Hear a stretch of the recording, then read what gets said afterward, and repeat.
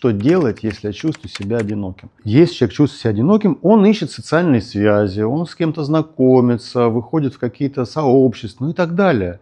Но если все это есть, а человек все равно чувствует себя одиноким. И здесь тогда надо понять, почему он вдруг стал чувствовать себя одиноким, почему он не может строить социальные связи, выходить в свет, знакомиться. Что с ним происходит такое, что ему это недоступно? Как правило, одинокими себя чувствуют люди, у которых низкая самооценка, люди, которые переживают то или иное депрессивное состояние.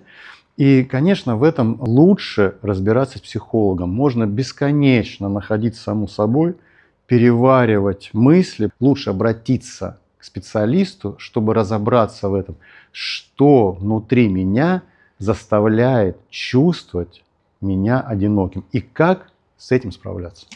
Пишите в комментариях, испытывали ли вы чувство одиночества и как вы с этим справлялись.